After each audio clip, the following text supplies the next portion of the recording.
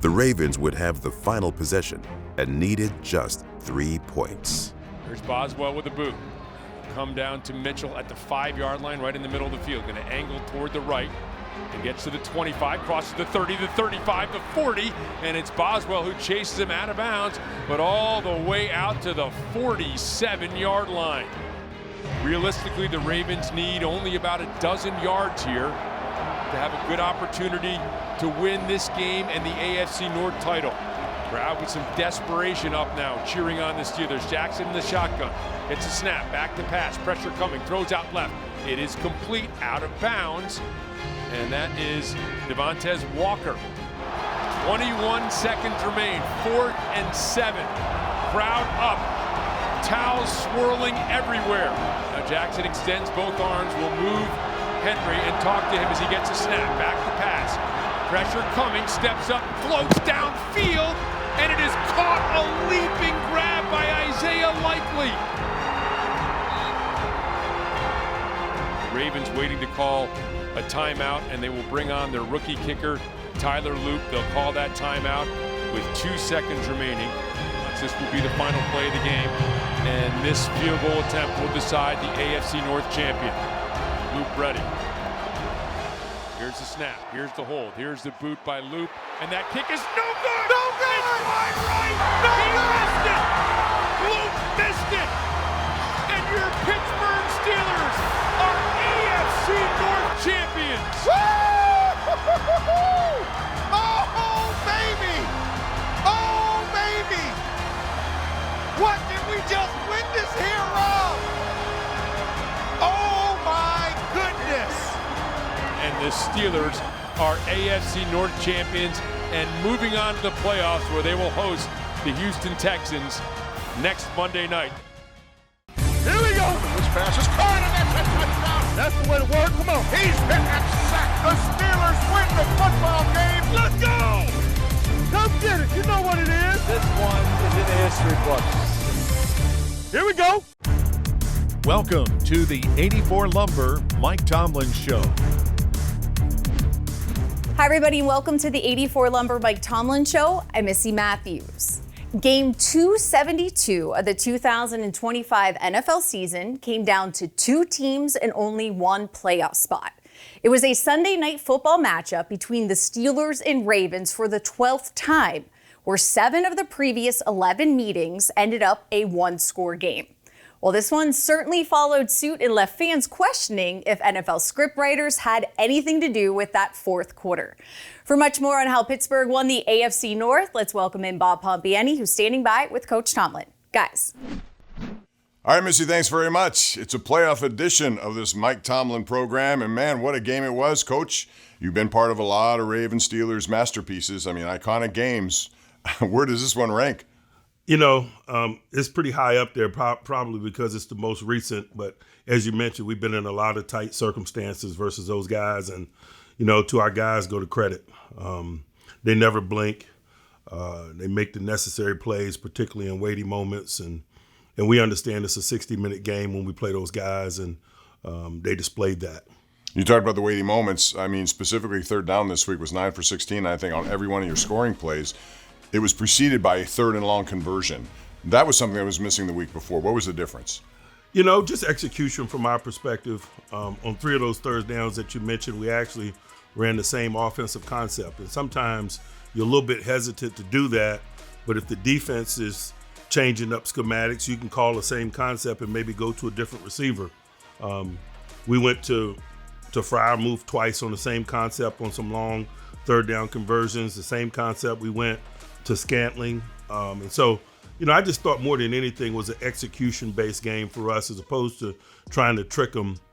We went with things that we knew, and we let schematics dictate where the ball went and who made the plays. Throughout your 19 years, you've had an opportunity to basically work with 2 gold jacket quarterbacks. This time of the year, how important is that? It is significant, and I've been pretty transparent about that posture. I think that was one of the most attractive things to doing business with Aaron, that component of his portfolio.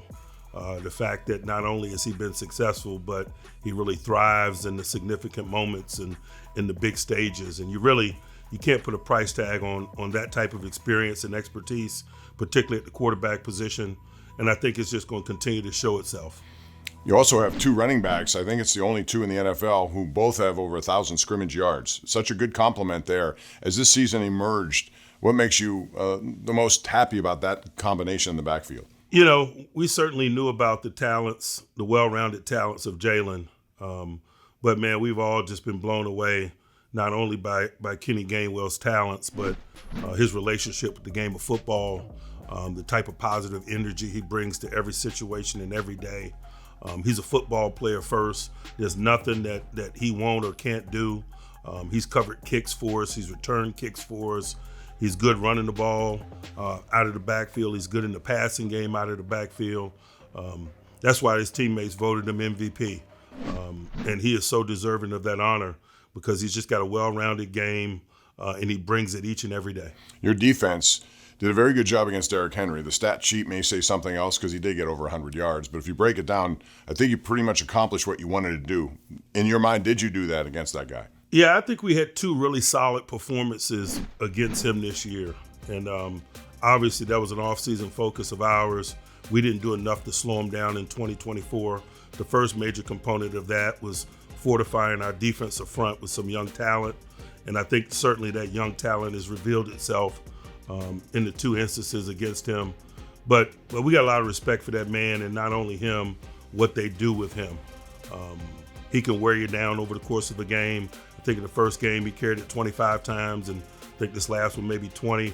And he's also capable of the big hits like he showed on the opening play of the game. And so it's an all-day job. You can never exhale when you're dealing with Derrick Henry, but thankfully we did what we needed to do from an individual standpoint and from a schematic standpoint to stop him from really, really impacting the outcomes of these two games. You guys thrive on turnovers. You got a big one with T.J. Watt, that interception. But the defensive line, I thought, was a big difference in this game. I remember in the preseason you said you were happy to have 95 by 99, but also 97 in there. How much of an impact has he had? Because you see those guys running down the field, making tackles, 15 yards down the field. We're talented and deep up front. But I just think that if you're going to play good defense, and particularly as the road gets narrow in January, you better be. 97 is certainly the elder statesman and the leader of that group. But we got some really solid young players who not only have big upside in terms of the future, but they're playing really good, significant ball for us right now. And as you mentioned, I can't say enough about Benton and what he's been able to do in recent weeks. I thought he was a significant contributor to our collective efforts in the Baltimore game. And, when you look at the end of this fourth quarter, I've never seen a game. It was like a track meet that broke out in that game. If you have a probability app, which I do, it was 98%, 2%, 98%. What was your thinking on the sidelines, having both teams go back and forth like that? I really was thinking about getting a feel for it and how this series is unfolded. Oftentimes, it's going to boil down to situational ball and what that might look like. Certainly, I think the missed extra point kind of put a different spin on it. But I was really just thinking about the situational ball component, what they do in the weightiest of moments, and it's certainly the football in Lamar Jackson's hands. And they hit some big plays on us, particularly in possession down plays, because we were doing what we needed to do to minimize the running component of Lamar. They got some one-on-one matchups down the field, but that's just the risk that you take and the price that you pay. Taking the schematic risk to win weighty moments versus a unique athlete like that. If I had it to do all over, again, I certainly probably would. I certainly would like the execution to be a little bit better, but I just like the posture that we played out of. We didn't play scared or call the game scared. We played to win, and I just think that's what you have to do. All right, Coach, now it's on to the playoffs. After winning the AFC North, it's the Texans who come to town. Really good defense. We'll talk about that and the return of DK Metcalf, which will help the Steelers certainly. Missy, back over to you. Well, yes, indeed, Bob. And this will actually mark the first time ever that Pittsburgh and Houston have met in the postseason.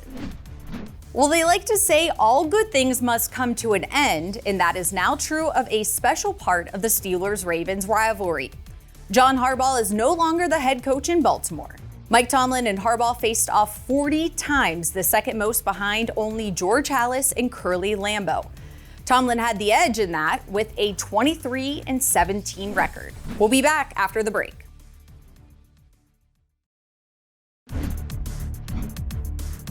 Welcome back to the 84 Lumber Mike Tomlin Show. Well, a familiar face returned to the UPMC Rooney Sports Complex this week. Wide receiver DK Metcalf is back, and he has some good timing. Metcalf has averaged over 112 yards receiving per game and has 5 touchdowns in just 4 playoff games. He joins Larry Fitzgerald as the only 2 players in NFL history who have more TDs than games played. For much more on the return of Metcalf and what to expect from the Texans, let's send it back to Bob and Coach. Guys. Missi, thanks very much. Houston Texans come to town. It's a team that's won 9 games in a row, and they are a tough unit. Coach just talked, first of all, about DK Metcalf. His return, got to put a smile on your face, and especially if you look at his postseason numbers, I think he's had 4 games, 5 touchdowns, over 400 yards. That should help you a lot. You know, he's a significant contributor to our collective effort, certainly. And it was difficult navigating the last couple of weeks without him, particularly with the trajectory of where his game was going leading up to that. He was making some significant contributions to our efforts in the previous couple of weeks. And so it'd be exciting not only to get him back into the fold, but for him to have a significant schematic role and win one-on-one matchups and help us stretch the field and all the things that he does to help us offensively. That's a defense that has registered, I think, 19 interceptions. Stingley probably get that assignment on DK. When you look at their secondary, what do you see? You know, I see a bunch of talented people, and certainly no disrespect to Stingley. Stingley's a really good player, but so is Lassiter, opposite of him. Second rounder out of University of Georgia. Man, he's got a really high floor to his game. He does a lot of things well. He's a good man defender. He's a good zone defender. He's a tough tackler. He's got really good competes at the ball. I think the strength in that group is the group. Those 2 corners are as formidable as any cornerback tandem in the National Football League. And that safety, they got another formidable tandem that really does a nice job of taking the ball away. As a collective, they catch catchable balls. They keep a lid on it. They're really competitive in terms of getting up in your face and playing a bunch of man-to-man. And so they got the type of group that you want and need to be top tier, and they're certainly that. And they certainly come after quarterbacks, too. They put a lot of pressure on guys, Anderson and Hunter specifically. But your offensive line, with Dylan Cook in there as well, has done a very good job. The challenge this week will be a little bit more difficult, I imagine. Hey, we've done a nice job, but that certainly will be tested this week. And as you mentioned, Anderson and Hunter are the top edge tandem in football in 2025. And there's no doubt about that. They got 27 sacks between them.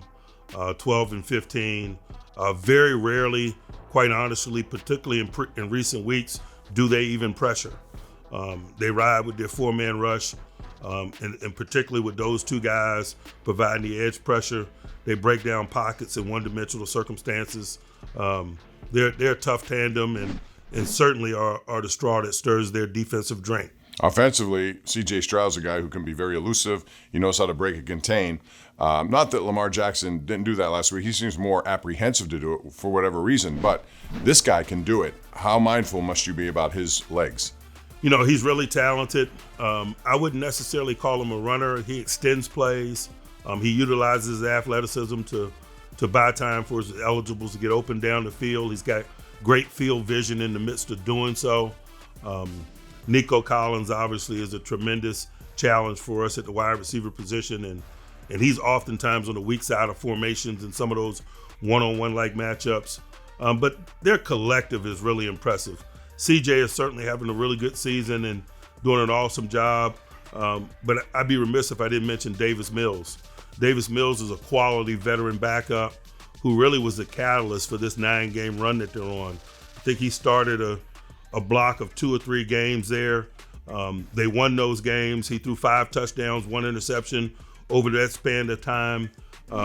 Oftentimes, man, when you're in this tournament, as the road gets narrow, it's not because of a few individuals. It's because of the strength of the collective and the quality depth that they have is on display, particularly at the quarterback position in the form of Davis Mills.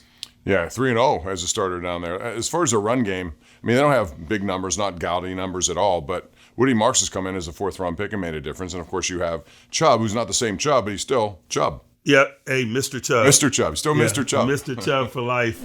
Got a lot of respect for him. They do a nice job of dividing the labor up, as you mentioned, with Woody Marks and Mr. Chubb. At the early stages of the season, you could see them adapting and adjusting to the loss of Joe Mixon, their featured runner. And if anything, that's probably why they got off to a slow start as a collective. I think maybe they lost their first 2 or 3 games. Once they got a sense of how to divide that running back labor up and lean particularly on Mr. Chubb and Woody Marks, they found their footing. They've been really good at taking care of the football, and that probably should have been the first thing that I mentioned. I think they only have 10 turnovers all season. They're number 1 in the NFL from an offensive unit perspective in terms of ball security. And so they've managed the divisional labor thing at the running back position. They went through some growth there at the early stages of the season. You know, their backup quarterback stepped in and gave them a really productive block of games. They take care of the football. And I think that, you know, those discussions together are why they're so consistent and why they've been on this 9-game win streak. All right, Coach, thanks very much. 9 in a row for the Texans, but the Steelers have won 23 in a row on Monday nights in Pittsburgh. That's what's on the line. Missy will have the keys to the game coming up when we return with Coach Tomlin. And here's to that Monday night streak continuing, Bob. Under Coach Tomlin, the Steelers have gone 22-3 on Monday Night Football. Coach Tomlin is only behind Don Shula, Andy Reid, and Bill Belichick for the most wins on Monday night by a head coach. And speaking of coaching milestones, last week's win in the regular season finale ties Coach Tomlin with Chuck Noll for the most in franchise history with 193 victories. We're back in a flash. Don't go anywhere.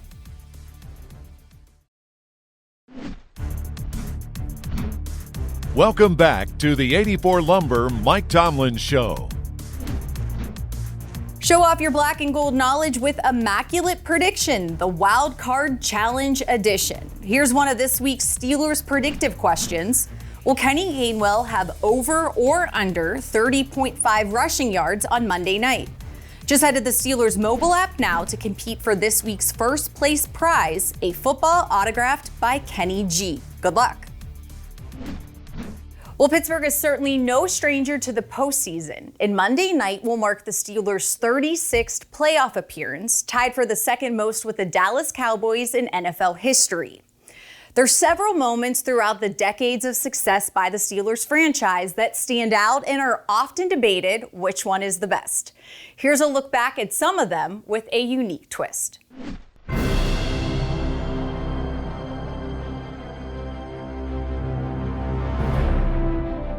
Playoff football in Pittsburgh is a cultural memory, passed down from one generation to the next.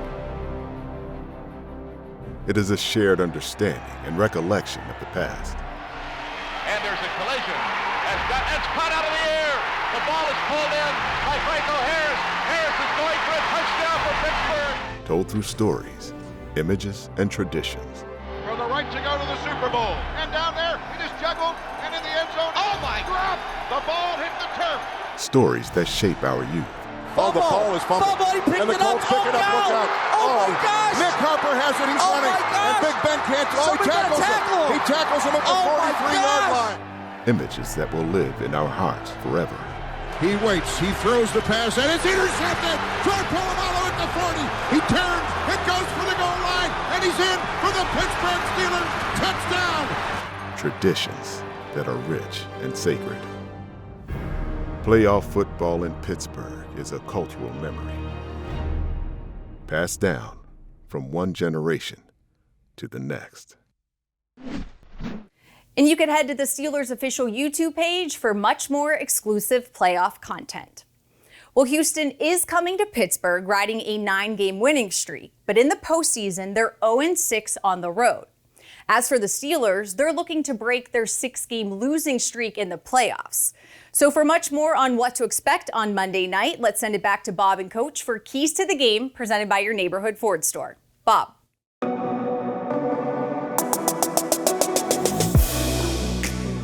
All right, Missy, thank you very much. Coach, you often refer to games like this as a rock fight. You enjoy rock fights. D'Amico Ryans is a guy who obviously likes them as well. You expect that kind of game?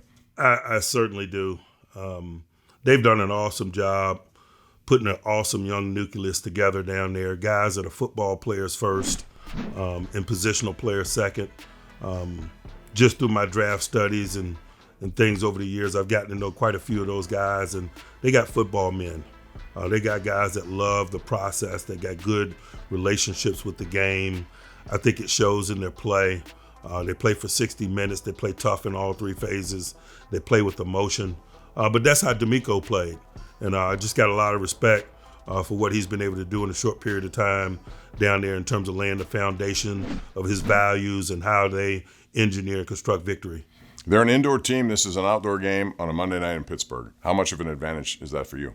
I think that remains to be seen. I know it's irrelevant for myself and us, but as you mentioned, I think they've only played three grass games all year, and so it's not only indoor and outdoor, but it's surface related too.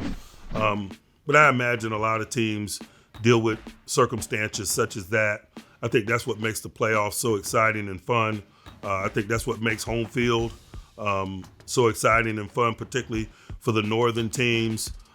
As the road gets narrow in January, teams like us and Buffalo and others, Green Bay, and so we'll see. I know that we're not booking that, if you will. We're preparing ourselves to play well, and we like to focus on the things that are within our control, and certainly it's the quality of our performance is what has our focus as we lean in on this one. All the best to you, Coach, on Monday night. Appreciate it. That's going to do it for today's show. Thank you for joining us. A lot of pregame activity on KDK throughout the weekend. That's going to do it, though, for the 84 Lumber Mike Tomlin Show. For head coach Mike Tomlin and Missi Matthews, I'm Bob Pompeani. Have a good weekend. We'll see you on Monday night.